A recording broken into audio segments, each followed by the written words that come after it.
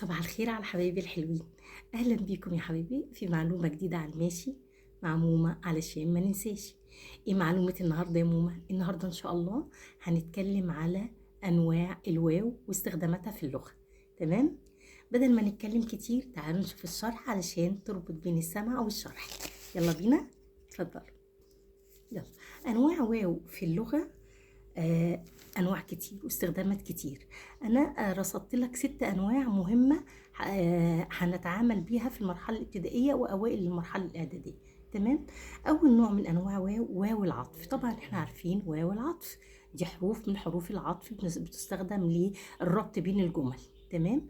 طيب، واو العطف بتفيد الايه؟ المشاركه. احنا عارفين كل حرف من حروف العطف ليه عمل الواو هنا الايه؟ المشاركه.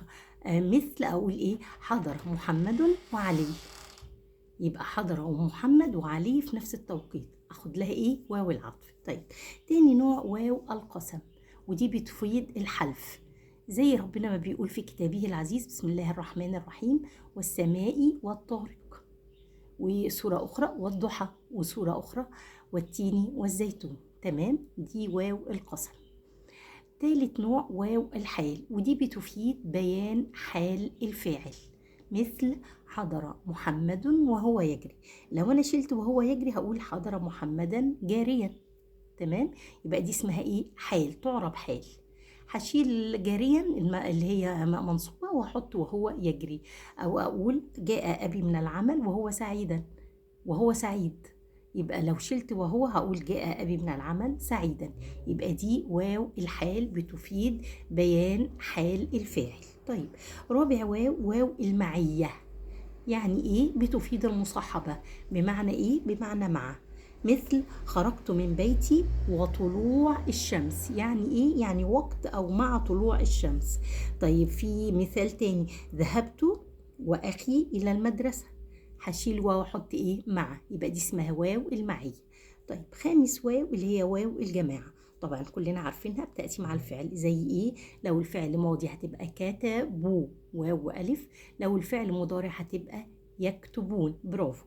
طيب، سادس نوع اللي هو واو المذكر السالم، وهي علامة رفع. برفع المذكر السالم بإيه؟ برافو، بالواو. مثل المعلمون مخلصون، مبتدأ مرفوع علامة رفعه الواو لأنه جمع مذكر سالم. مخلصون خبر مرفوع علامة رفعه الواو لأنه جمع مذكر سالم. قال المعلمون، زرع الفلاحون، دي واو المذكر السالم. تمام.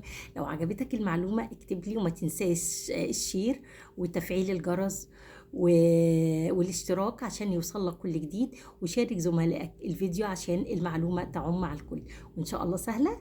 أشوفكم في معلومة جديدة. ويا ريت اللي عنده أمثلة جديدة على واو أو قبله نوع من أنواع الواو باستخدام زيادة أو جديد عن اللي احنا قلناه يكتب لي في التعليقات.